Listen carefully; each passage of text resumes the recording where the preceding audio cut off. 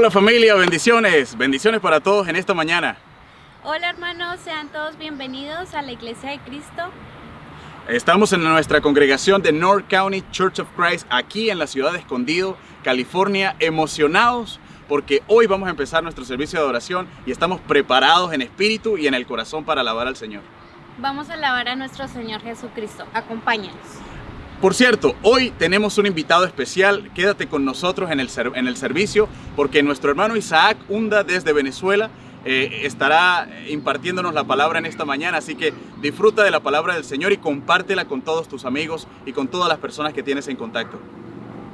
Bendiciones para todos. Muy buenos días a todos. Qué gusto estar aquí con ustedes otra vez. Feliz domingo, el día del Señor. Este es el día que el Señor nos dio. Vamos a comenzar con unos cantos. Si tienes tu himnario digital, el primer canto es 198, es Exaltado. Vamos a cantar.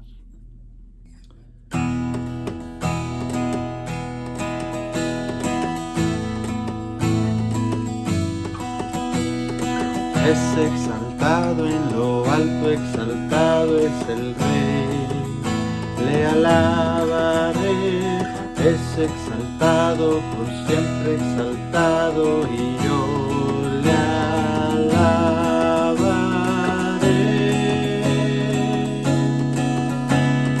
Él es Señor, por siempre Él reinará, su creación en Él se gozará.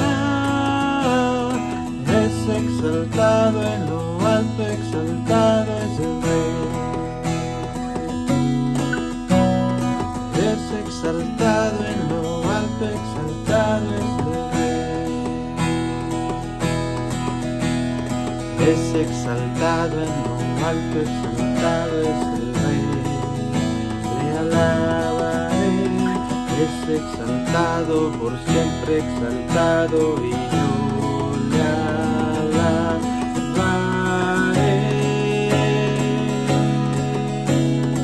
Él es Señor, por siempre Él reinará, su creación en Él se gozará.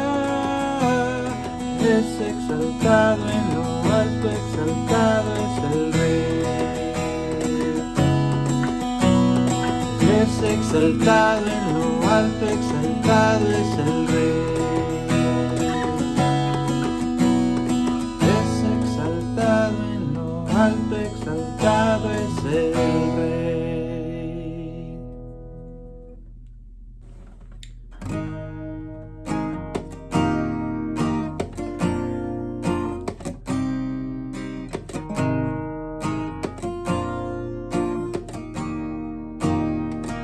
Bendice mi alma al Señor, a mi Señor, adora su nombre.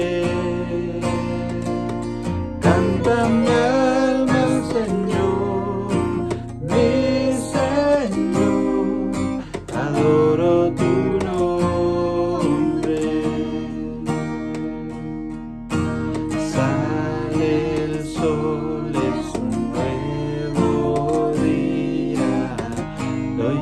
canción al amanecer,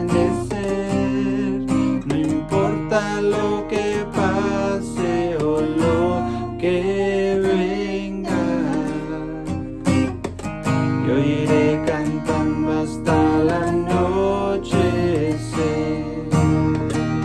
Bendice mi alma al Señor, a mi Señor, adora su nombre. Canta mi alma al Señor, mi Señor, adoro tu nombre. Abundante en gracia, lento en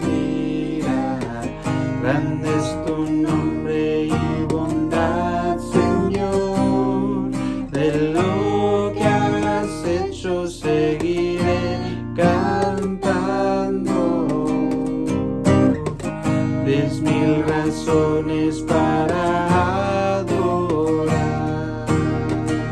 Bendice mi alma al Señor, a mi Señor, adora su nombre. Canta mi alma al Señor, mi Señor, adoro tu nombre. Al final, al fallar mis fuerzas, mi tiempo llega para verte, Dios. Aún mi alma seguirá cantando por 10,000 años en la eternidad. Bendice mi alma al Señor, a mi Señor, adora su nombre. Canta mi alma al Señor, mi Señor, adoro tu nombre. Adoro tu nombre. Adoro tu nombre. Amén. El canto que sigue es 161, Fuente de la Vida Eterna.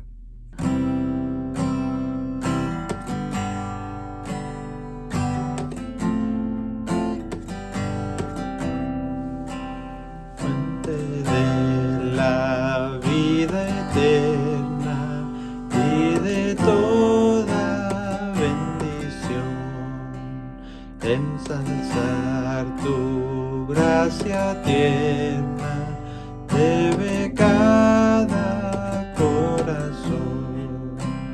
Tu piedad inagotable, abundante en perdonar, único ser adorable, gloria a ti debemos dar.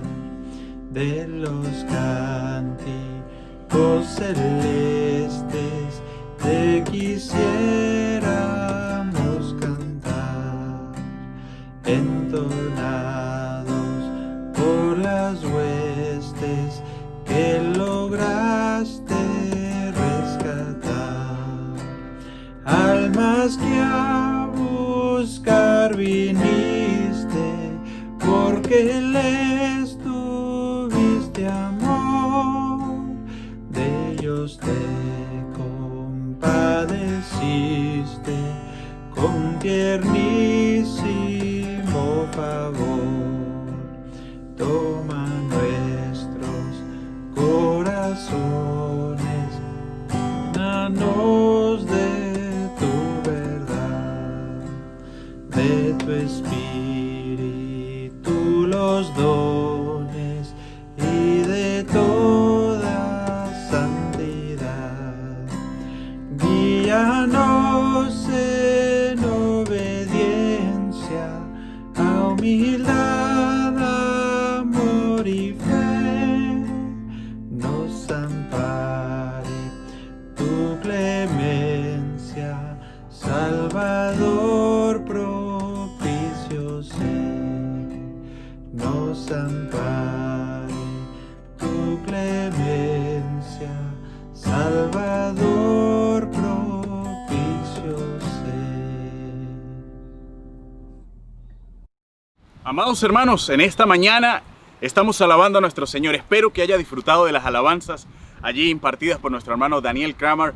Y bueno, es un momento especial, momento de recordar por medio del sacrificio y los elementos en un instante, de recordar a Jesús y recordar a Jesús no solo en ese sacrificio en la cruz, sino también en todas sus enseñanzas.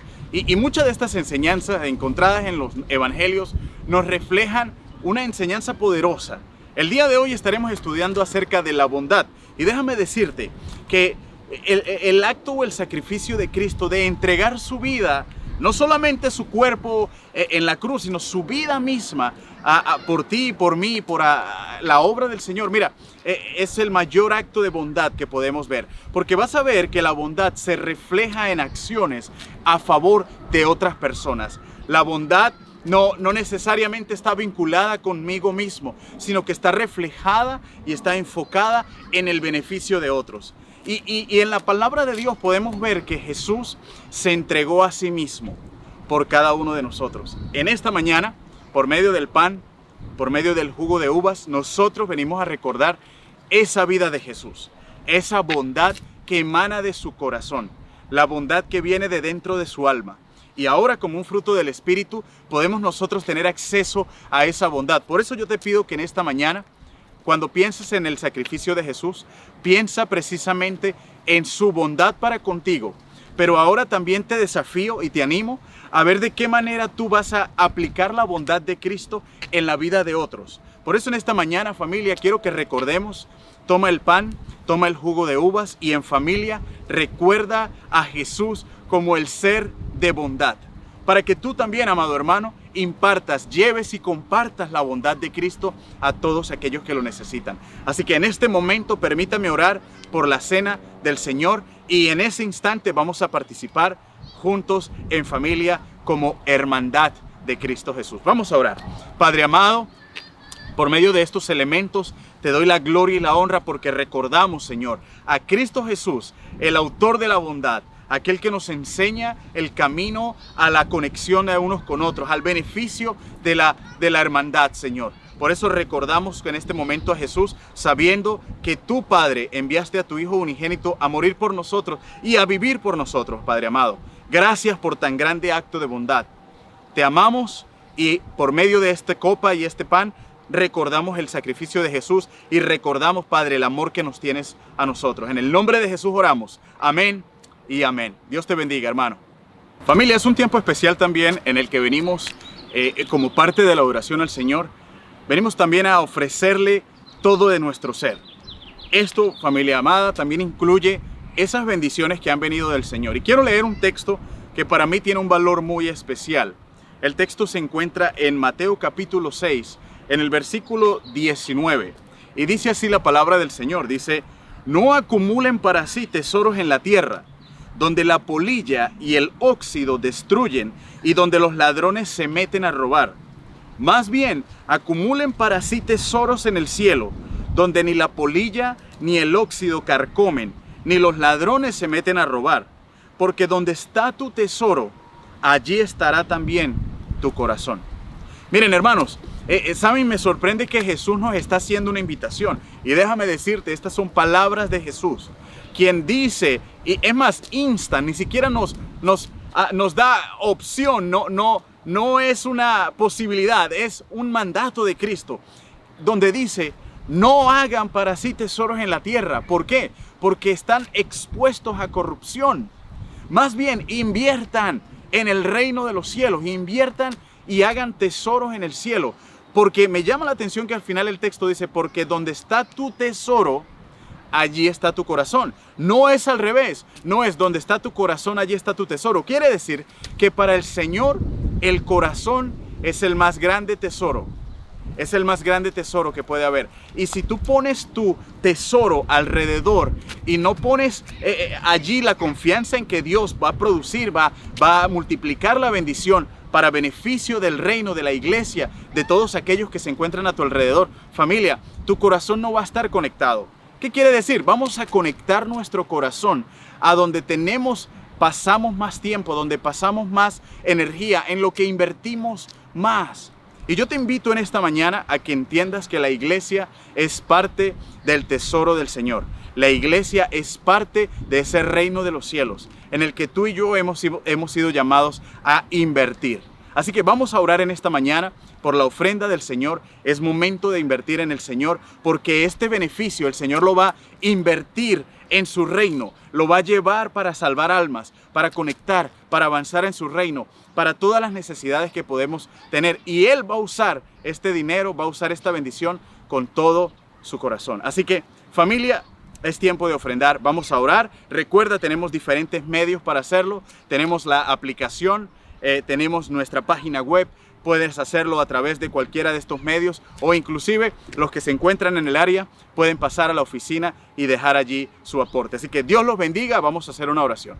Padre amado, en tus manos, oh Señor, ponemos esta ofrenda, agradecidos de que tú, oh Padre, nos has bendecido en gran manera. Ahora nosotros ponemos parte de esa inversión en tu reino, Señor, porque sabemos que es el reino perfecto, no expuesto a corrupción. En el nombre de Jesús, Padre amado, oramos por la bendición. Amén y amén. Dios te bendiga, familia. Imagínate que tu amigo te invita a una fiesta y cuando llegas hay muchas personas y decoración y comida y bebida. Hay de todo para todo el mundo. Cuando te invita a alguien tan generoso, no tienes que preocuparte por tus necesidades. Puedes simplemente disfrutar y enfocarte en las personas alrededor de ti. Así es. Eso es justo lo que un buen anfitrión quiere para sus invitados. Y esa es justamente la imagen del mundo que encontramos en la Biblia. La creación es una expresión del amor generoso de Dios. Él es el anfitrión y los humanos somos sus invitados en este mundo de oportunidad y abundancia. Y se nos llama a mantener viva la fiesta y propagar su bondad. Esta es una hermosa imagen, pero no es la manera en la que las personas experimentan el mundo. Más bien, encontramos un mundo de escasez y de luchas, no de abundancia. Y Jesús creció en este tipo de mundo bajo ocupación militar, con gente perdiendo su tierra o sus familias debido a las deudas o la pobreza.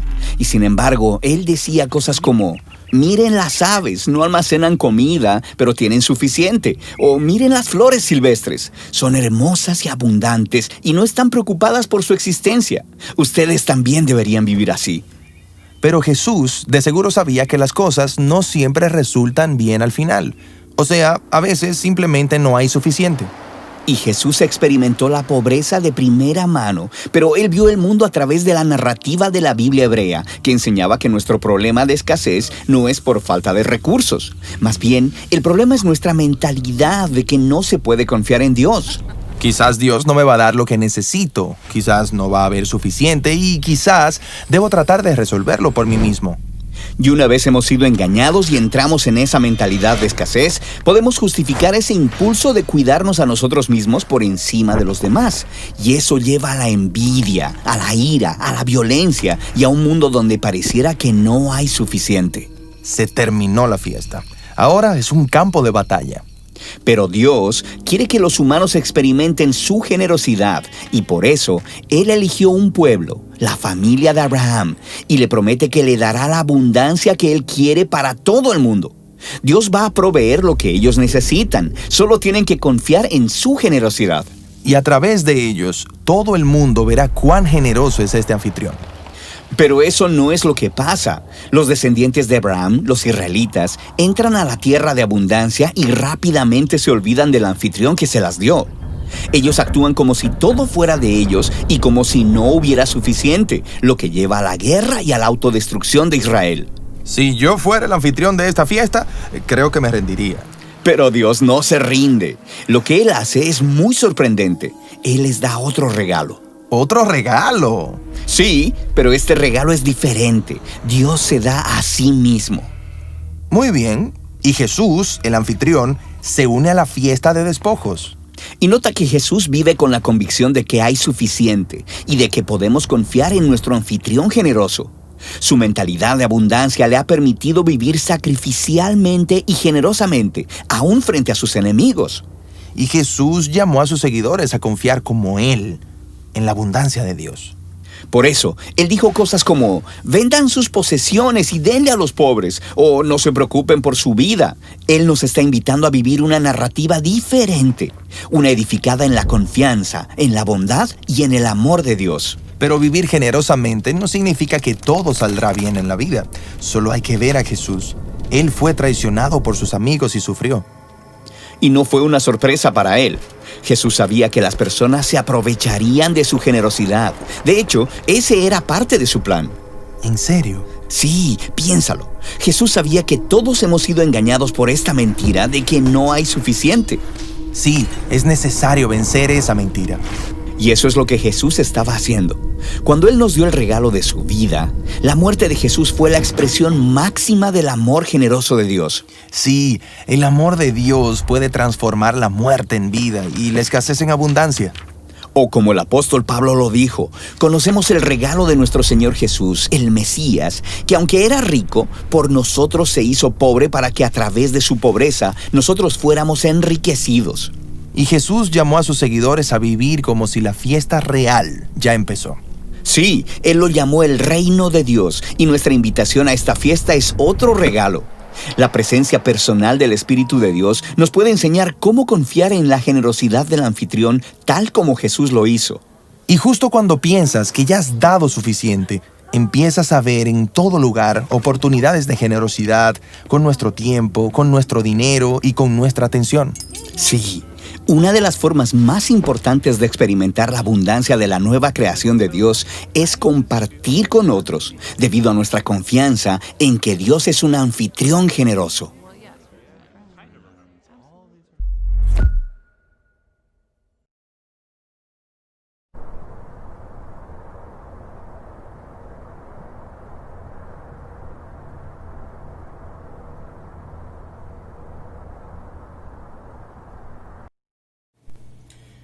Muy buenas tardes, tengan todos mis amados hermanos, bendiciones para cada uno de ustedes. Aquí está su siervo, servidor Isaac Hunda, desde Venezuela, enviándoles un saludo fraternal, un abrazo desde la distancia y siempre recordándoles con mucho cariño y con el amor de Cristo en nuestra vida. Sé que están estudiando la carta de Gálatas, especialmente el fruto del Espíritu, un texto muy profundo e enriquecedor también para cada uno de nosotros. Pero antes que nada quiero que hagamos una breve oración para entrar en detalles acerca del tema. Vamos a orar, les invito a inclinar su rostro. Padre, te damos gracias por la vida, por la salud.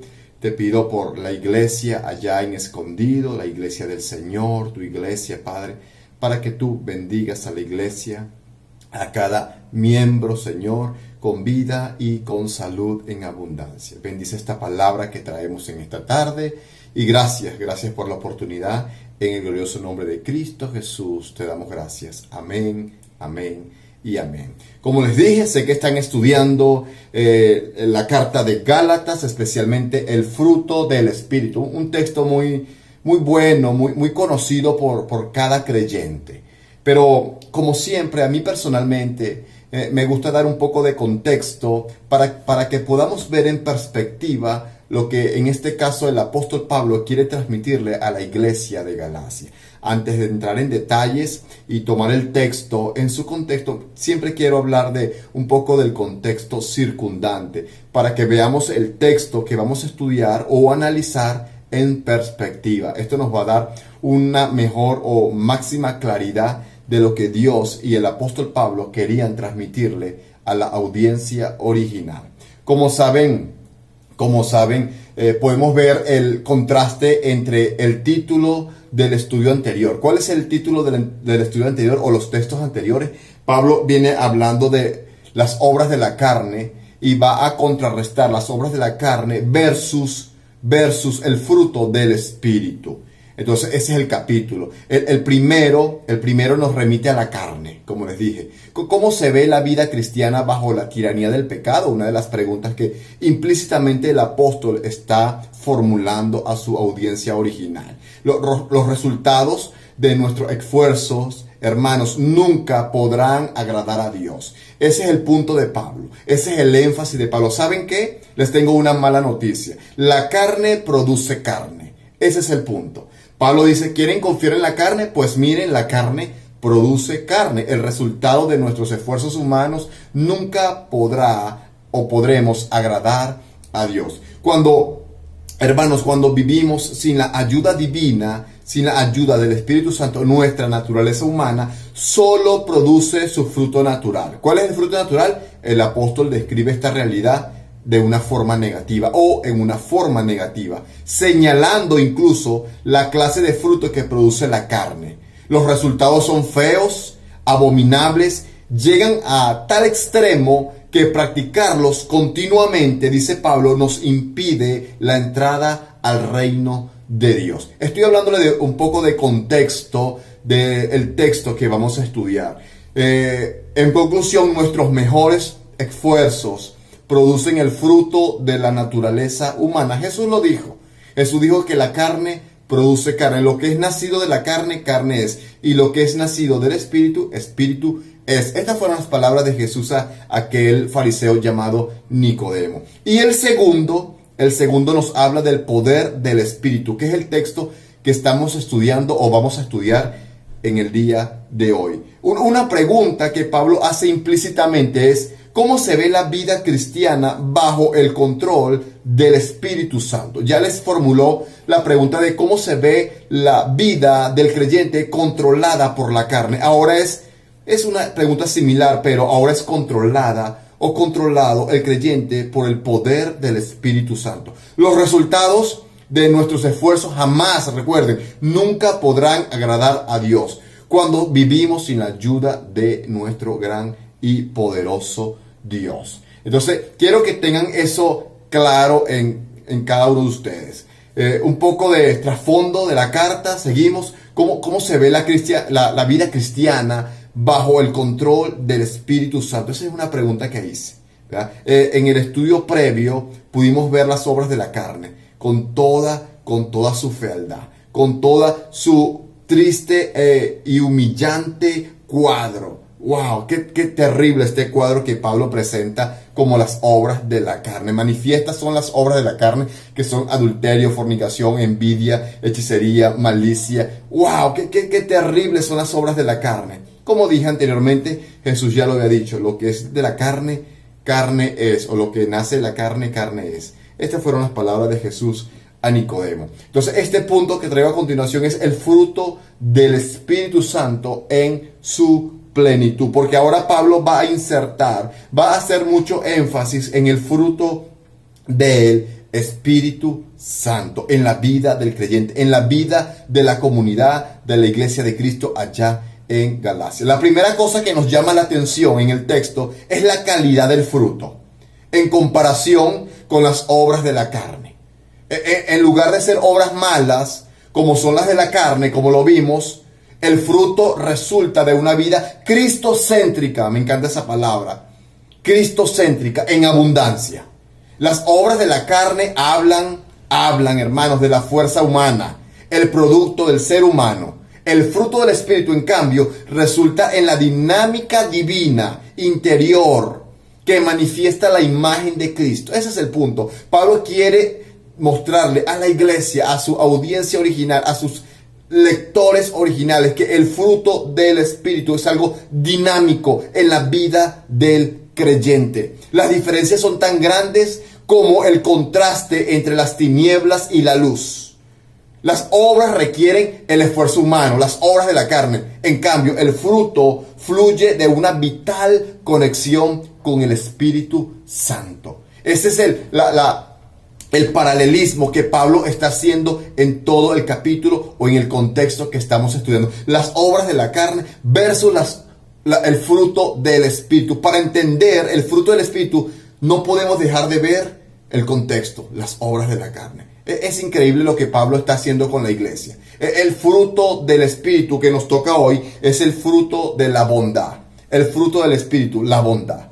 En contraste con el fruto de la naturaleza humana, la vida espiritual, oigan esto, la vida espiritual verdadera se produce en forma natural cuando el Espíritu Santo está presente. No olvidemos esto. Aquí está. Mas el fruto del Espíritu es amor, gozo, paz, paciencia, benignidad, bondad, fe, mansedumbre, templanza. Al final dice: contra tales cosas no hay ley. Es decir, todo esto cumple con el estilo de vida, con lo que el Señor pide como requerimiento fundamental del creyente. Pablo está diciendo: ¿saben qué? Mírense al espejo y vean los frutos de la carne. Ahora los invito a verse el espejo del Espíritu, el fruto que produce el Espíritu Santo en la vida del creyente. Pablo desea que cada creyente en Galacia se haga esta pregunta: ¿soy yo controlado por la carne o estoy yo controlado por el Espíritu Santo? Obviamente nosotros cuando estudiamos este texto deberíamos hacernos las mismas preguntas. ¿Qué nos controla? ¿La carne o el Espíritu? Ese es el punto que Pablo está trayendo para compartir con la iglesia. Pablo señala que los resultados del control del Espíritu Santo se ven en actitudes transformadas. Si andamos por fe, con el poder del Espíritu, con el poder que el Espíritu provee, el Espíritu dará el fruto que le es natural. La lista del fruto de esa divina persona incluye 9 características, como ya lo saben. 9 características que solo Dios puede dar a quienes son controlados por el Espíritu Santo y que los distingue de la gente que los rodea. Ese es el punto. Ese es el énfasis de Pablo. ¿Saben qué? Si ustedes dicen que son controlados por el Espíritu Santo, muéstrenme su vida, muéstrenme su actitud, muéstrenme cómo está viviendo el día a día. Ese es el punto. Pablo quiere que la iglesia de Galacia pueda meditar con las Escrituras, con esta carta, y decirse, ¿realmente estamos controlados por el Espíritu Santo? ¿Está el fruto del Espíritu Santo en nuestra vida como creyentes? Recuerden, ya les habló de las obras de la carne. Ya les colocó el ejemplo de las obras de la carne. Ellos deben pensar, ¿estamos controlados por la carne o estamos controlados por el Espíritu? Alguien podría decir, yo estoy controlado por el Espíritu. ¿Cómo lo sabemos? Debe manifestarse. Es una vida transformada. El fruto del Espíritu se manifiesta por una vida transformada. Ese es el punto. El sexto fruto del Espíritu es la bondad, que es el que estamos estudiando o vamos a comenzar a estudiar. El sexto fruto del Espíritu es la bondad en la lista. Se refiere, hermanos, cuando yo estudiaba este fruto, se refiere al que hace bien, el que discierne lo que es correcto y hace lo que es bueno. En el contexto, la bondad tiene que ver con aquel individuo que practica el bien, que hace lo bueno, especialmente al prójimo. ¿Cómo saben? Vivimos en un mundo que no quiere hacer lo bueno. Para nadie esto es un secreto. Lo que agrada a Dios, cada día se levantan personas odiando lo bueno. Vivimos en un mundo que está colapsando cada día. Vivimos en un mundo que no quiere conectarse con nada de lo eterno, con nada de lo divino. En un mundo controlado por la maldad, por el egoísmo, por la mentira, es decir, por las obras de la carne, como lo dijo el apóstol Pablo.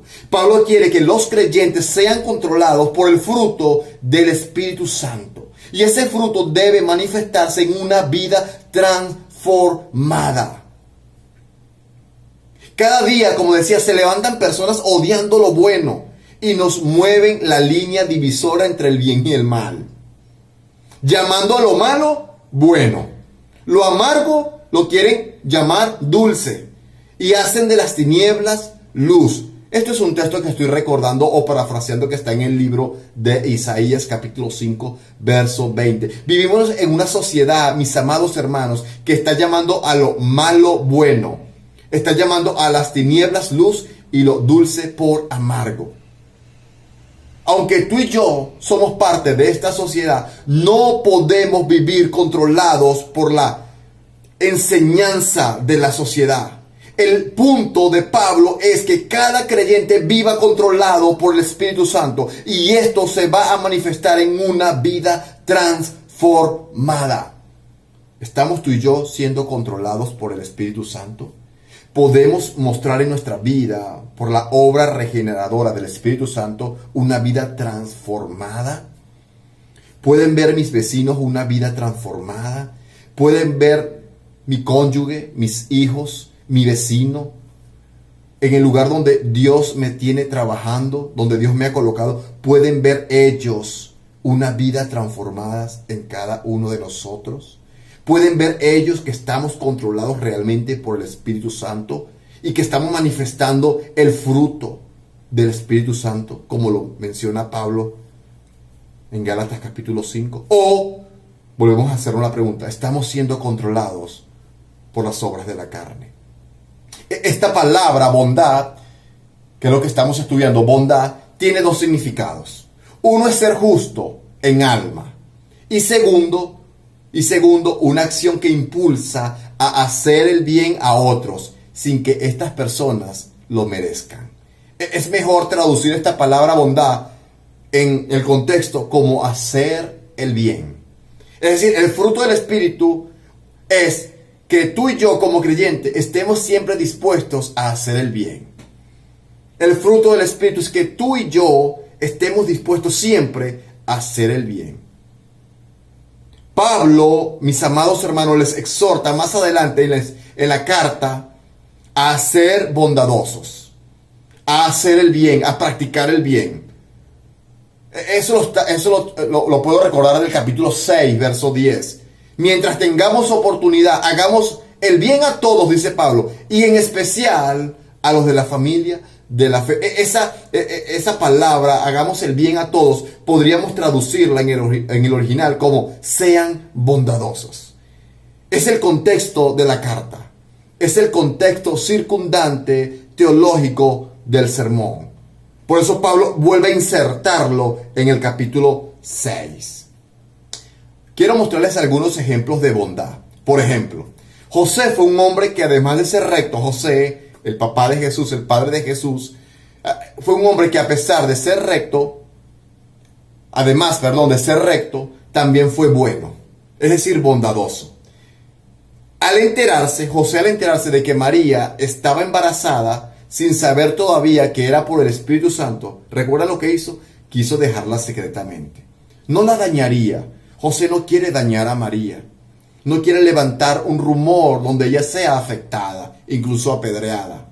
Eso es un ejemplo de una persona llena de bondad. Es decir, José era un hombre controlado por el Espíritu Santo. José, el padre de Jesús, era un hombre controlado por el Espíritu de Dios. Era un hombre que manifestó en su vida cotidiana un fruto del Espíritu, en este caso, la bondad.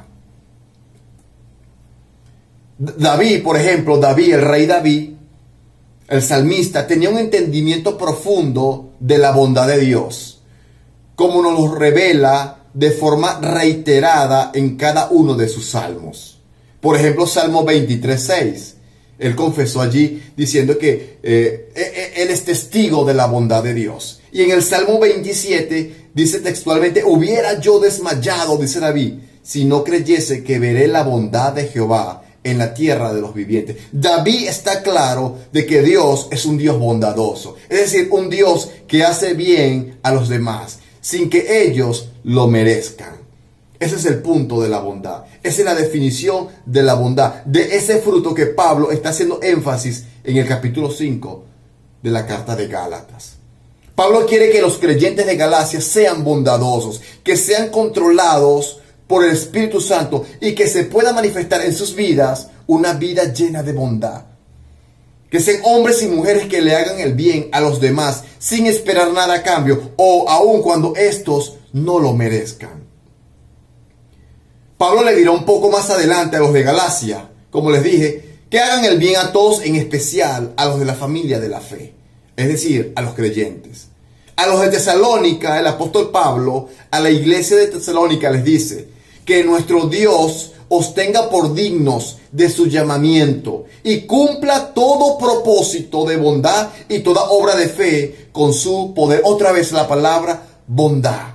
Dios es un Dios de bondad. Le hace bien a aquellos que no lo merecen. Ese es el Dios. Ese es nuestro Dios. ¿Estamos nosotros emulando? ¿Estamos nosotros imitando esa conducta, esa actitud de nuestro Dios como creyentes? Pablo, recuerden, el apóstol Pablo a la iglesia de Galacia le está mostrando las obras de la carne versus el fruto del Espíritu. Cada creyente de Galacia tenía que ser honesto y verse en el espejo de la honestidad y preguntarse, ¿estoy yo controlado por las obras de la carne? ¿O estamos nosotros controlados por el Espíritu Santo?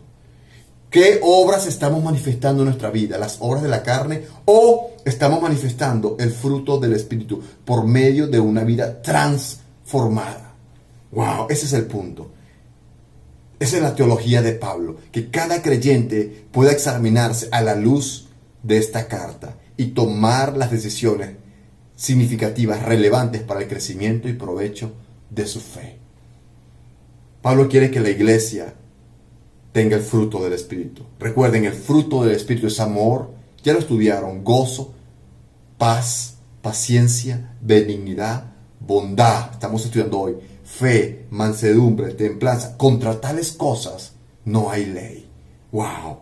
Pablo está diciendo, quien posea este fruto del Espíritu es un hombre, es un creyente, es un individuo ilimitado.